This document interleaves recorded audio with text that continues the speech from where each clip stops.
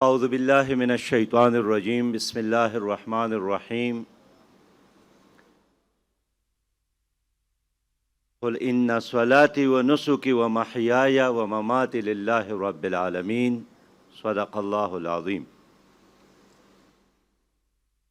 انتہائی قابل احترام جناب حضرت علامہ مولانا محمد تقی عثمانی صاحب،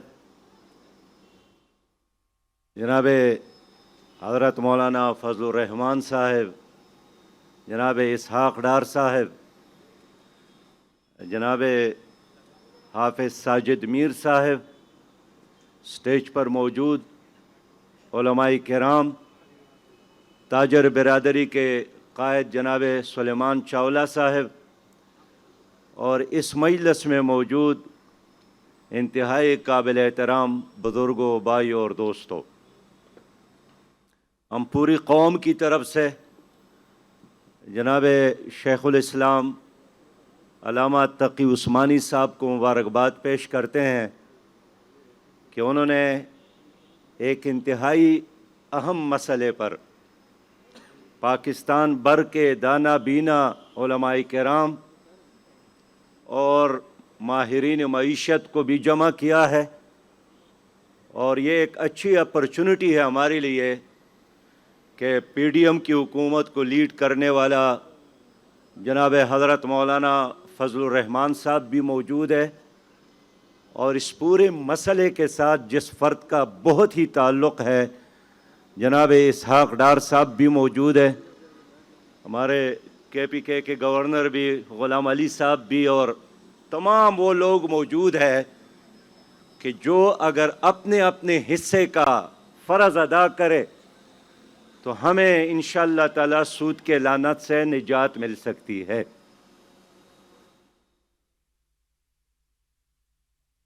محترم بھائیو،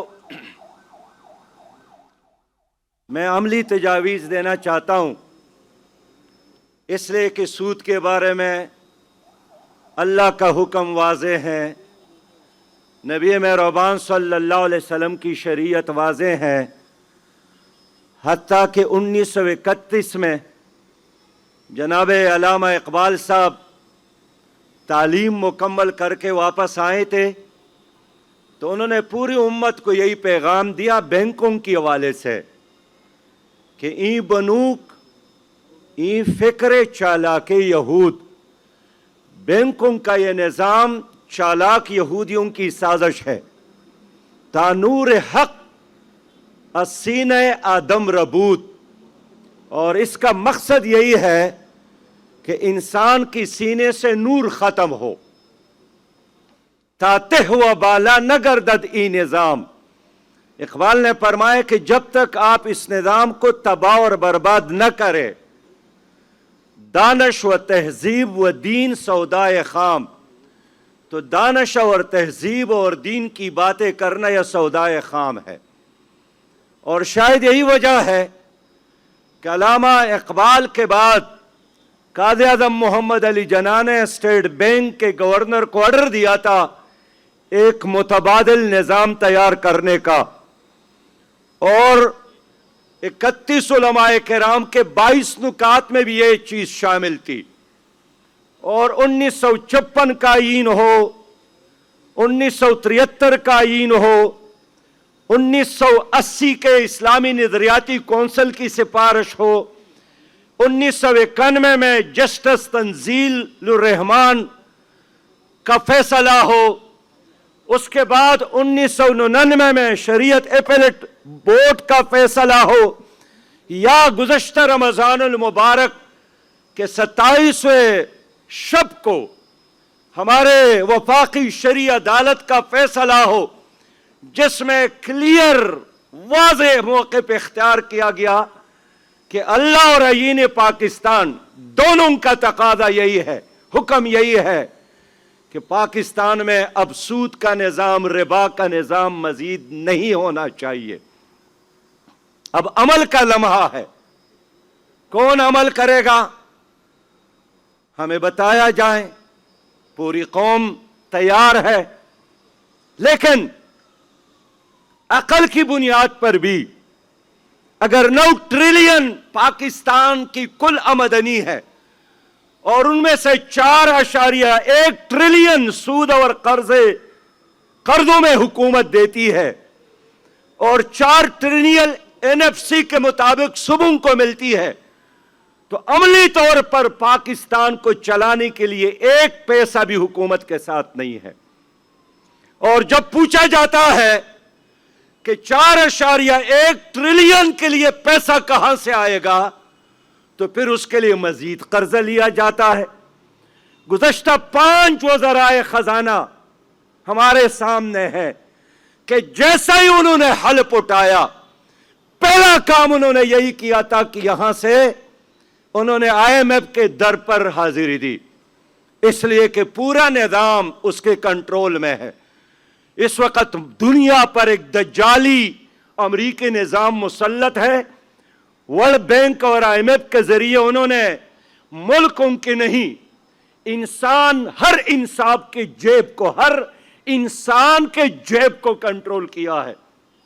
साबिक वज़ीर आज़म इमरान खान ने एतराफ़ किया था कि मैं भी टीवी स्क्रीन पर देखता हूं कि आज हमारी रुपया की कदर में कमी हुई या इजाफा हुआ, इसलिए कि पार्लियामेंट, हमारा काबीना, मुंतखब लोग, कोई भी ये तय नहीं करता है कि पाकिस्तान की रुपया की कीमत क्या होनी चाहिए और क्या नहीं होना चाहिए। मेरे भाइयों और दोस्तों, इसलिए इस सूदी निज़ाम का मतलब सिर्फ इस्लामी बैंकारी नहीं है, यह एक बहुत जुज़वी काम है। इस्लामी निज़ाम मईशत पूरी तरह हलाल और हराम की बुनियाद पर एक कायम निज़ाम है, अखलाकियात की बुनियाद पर एक कायम निज़ाम है। और मुझे खुशी है इसहाक डार साहब मौजूद है। हुजूर सल्लल्लाहु अलैहि वसल्लम ने हिजरत करके मदीना मुनव्वरा में पहला काम जो किया था, मस्जिद बनाई, और दूसरा काम जो किया था, मार्केट की बुनियाद रखी, इसलिए कि मदीना पर यहूदियों का कब्जा था। सूदी निज़ाम में उन्होंने मदीना की पूरी आबादी को जकड़ कर रखा था। तो हुजूर सल्लल्लाहु अलैहि वसल्लम की हुकूमत और सियासत यही थी कि यहूदियों के उस निज़ाम से मदीना को निजात दिलाया जाए। और आज भी यहूदी निज़ाम ने पूरी दुनिया पर कब्जा किया है।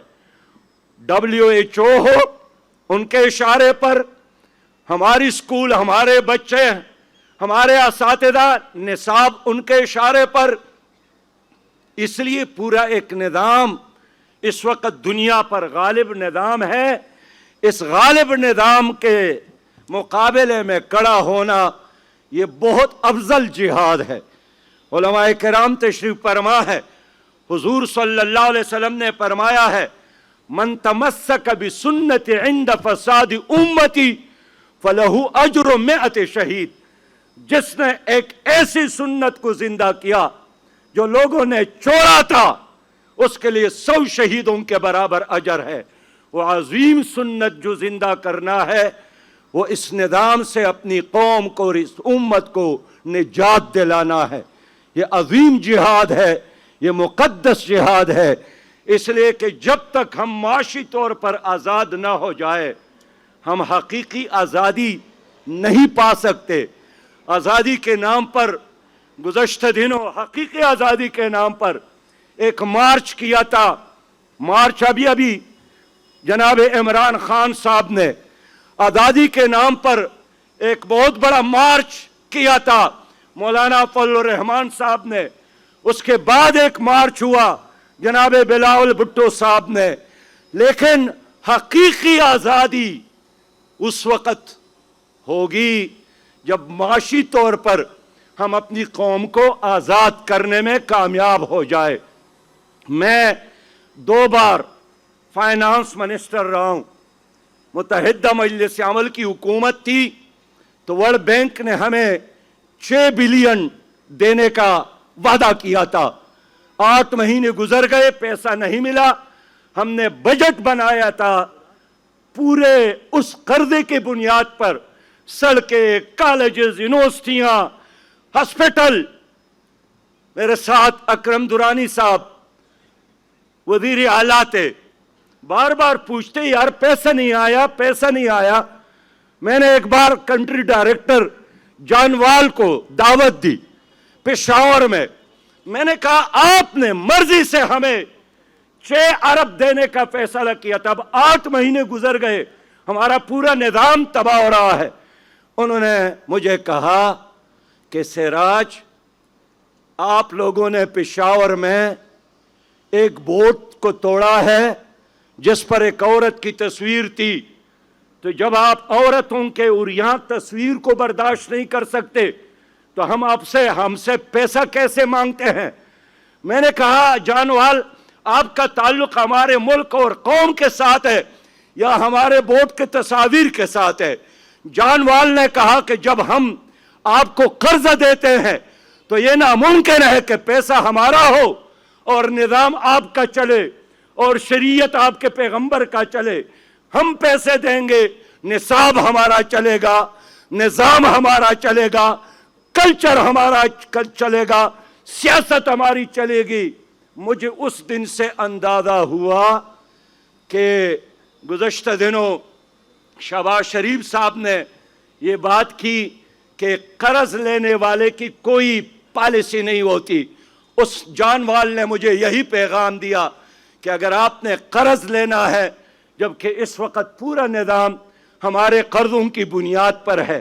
اب اگر معیشت کیا ہے، معیشت یہی ہے کہ آمدن اور خرچ، آمدن زیادہ ہو تو معیشت اچھی ہے، خرچ زیادہ تو معیشت تباہی ہے. اس وقت صحیح فگر تو ڈار صاحب بتائیں گے، لیکن ہمارے آمدن اور ہمارے خرچ میں 12 ارب ڈالر کا فرق ہوتا ہے. کہاں سے پورا ہوگا؟ میں اب اس بات کو یہاں چھوڑ کر ڈار صاحب کی خدمت میں اور مولانا فضل الرحمان صاحب کی خدمت میں 1-2 تجاویز دینا چاہتا ہوں. پہلی بات یہی ہے کہ وفاقی شرعی عدالت کے فیصلے کے بعد تمام قانونی مشکلات ختم ہو گئے، اس لیے کہ انہوں نے کہا ہے اس فیصلے میں کہ 1 جون تک پاکستان کی حکومت اپنے تمام تر کتابوں سے، قوانین سے انٹرسٹ کا لفظ ختم کرے. اگر آپ اس پر عمل کرے راستہ کھلا ہے. اس طرح وفاقی شرعی عدالت کے اس فیصلے میں 2027 تک ایک چوائس دیا گیا ہے، ایک موقع دیا گیا ہے کہ اس تاریخ تک بین الاقوامی معاہدے اس کے مطابق یہ ہماری قوم کی، یہ ہمارے لینڈ کی لا ہے. ہم جب ڈاکٹر عافیہ کی رہائی کی بات کرتے ہیں تو امریکن یہی جواب دیتے ہیں کہ یہ لا آف دی لینڈ کے مطابق ہم اس کو نہیں چھوڑ سکتے. تو اگر اس کا لا آف دی لینڈ ہے تو ہمارا یہ لا آف دی لینڈ نہیں ہے، یہ اللہ کا حکم ہے. ہمیں جو کچھ بھی قیمت ادا کرنا پڑے اللہ کے حکم پر چلیں گے تو آسمان کے رحمتیں اور زمین کے برکتیں آپ کے لیے حاضر ہے. محترم ڈار صاحب، میں یہ عرض کرنا چاہتا ہوں ایک فائنانس کے طالب علم کی حیثیت سے کہ اگر آپ نے سودی نظام کی بجائے عشر اور زکوٰۃ کا نظام نافذ کیا تو پاکستان میں اس وقت 7.25 کروڑ لوگ ایسے ہیں جو آپ کو 2.5% زکوٰۃ دیں گے اور 2.5% زکوٰۃ کے نتیجے میں آپ کو ان قرضوں سے زیادہ پیسہ مل سکتا ہے. اس لیے کہ اس وقت ہماری پوری دولت ڈاکومنٹڈ نہیں ہے. دوسری بات یہی ہے کہ وزارت خزانہ اسٹیٹ بینک کو آرڈر دے کہ جو بھی غیر سودی بینکاری کرتا ہے ان بینکوں کو ایک تاریخ دیا جائے، ان کے سہولت کے مطابق دیا جائے، لیکن مزید سودی برانچز کھولنے کی اجازت نہ ہو. ہماری تیسری تجویز یہی ہے کہ پاکستان کے وفاقی حکومت کے ساتھ پاکستان اسٹیٹ آئل کمپنی اور پاکستان گیس ڈیولپمنٹ کمپنی کی جتنی بھی اضافی پیسہ ہے وہ اسلامی بینکاری میں رکھ لے، اور آپ یقین کریں گے کہ اسی دن آپ کی اسلامی بینکاری جو اس وقت 18% ہے یہ 40% پر آ جائے گا۔ میں مولانا فضل الرحمان صاحب کی خدمت میں بھی کہ اس وقت کے پی کے گلگت بلتستان اور بلوچستان کی صرف 11% اکانومی ہے بینکوں میں، اس لیے کہ ان علاقوں کے لوگ بینکوں میں جانا پسند نہیں کرتے۔ اگر آپ نے اس کو اسلامائز کیا تو یہ لوگ 100% اپنا پیسہ آپ کے پاس رکھیں گے۔ میں یہ تجویز کرتا ہوں کہ ربائی منسٹری اسکیم کا اعلان کیا جائے۔ میں یہ تجویز کرتا ہوں کہ جتنے لوگوں نے زرعی قرضی لیے ہیں ان کو ساقط کیا جائے، سود ساقط کیا جائے۔ جتنے لوگوں نے صنعتی قرض لیے ہیں سود کی بنیاد پر اس کو بھی ساقط کیا جائے۔ اور وقت کا تقاضا ہے کہ تمام علماء جو جانتے ہیں معیشت کو اور معاشی ماہرین پر ایک شریعہ سپروائزری بورڈ بنایا جائے تاکہ وہ فیصلہ کرے کہ کون سا ایکشن بینکوں کا اسلامی ہے۔ ماضی میں خیبر بینک ہم نے اسلامی بنانے کا فیصلہ کیا تھا، اس کے چیئرمین جناب تقی عثمانی صاحب تھے، یہ مفتی غلام الرحمان صاحب بھی ساتھ تھے، جناب پروفیسر خورشید صاحب تھے، محمود غازی صاحب تھے، اور آج بھی ہمارے ملک میں ایسے دانا بینا لوگ موجود ہیں جو صرف پاکستان کو نہیں پورے عالمی اسلام کو وہ لیڈ کر سکتے ہیں۔ عشر اور زکوٰۃ کا نظام نافذ کرے اور انشاءاللہ سودی نظام کے خاتمے کا آج اعلان کرے۔ ہمارا اجتماع اس لحاظ سے بہت ہی بابرکت ہوگا۔ میں آخر میں یقین دلاتا ہوں تقی عثمانی صاحب کو کہ انہوں نے جو بھی پروگرام بنایا ہم انشاءاللہ اس میں آپ کے ساتھ ہیں۔ مولانا فضل الرحمان صاحب کو بھی یقین دلاتا ہوں کہ آپ حکومت کے اس وقت لیڈ کر رہے ہیں، جو بھی اقدام سودی خاتمے کے لیے آپ نے اٹھایا اس میں تعاون کے لیے ہر طرح سے ہم تیار ہیں۔ اور اسحاق ڈار صاحب سے یہی عرض ہے کہ آپ بھی شاید عمر کے 65 سے زیادہ ہوں گے، تو اس آخری عمر میں اگر آپ یہ اقدام کر سکے تو آپ وقت کا سلطان ٹیپو بن سکتے ہیں، محمود غزنوی بن سکتے ہیں۔ اس لیے کہ تیر چلانا آج کا آسان کام ہے، لیکن اپنی قوم کو یہودیوں کے اور مغربی نظام کے زنجیروں سے نجات دلانا یہ بہت ہی مشکل کام ہے۔ اقبال کی اشعار کے ساتھ اجازت چاہوں گا۔ اقبال نے فرمایا تھا کہ آشنا اپنی حقیقت سے ہو دہقان ذرا، دانا تو کیتی بھی تو باران بھی تو حاصل بھی تو، آہ کس کی جستجو آوارہ رکھتی ہے تجھے، راہ تو راہ رو بھی تو رہبر بھی تو منزل بھی تو، وائن ادانی کی تو محتاج ساقی ہو گیا، میں بھی تو مینا بھی تو ساقی بھی تو محفل بھی تو، شعلہ بن کر پونکتے خاشا کے غیر اللہ کو، خوف باطل کیوں ہو خود غارت گر باطل بھی تو۔ السلام علیکم ورحمۃ اللہ وبرکاتہ۔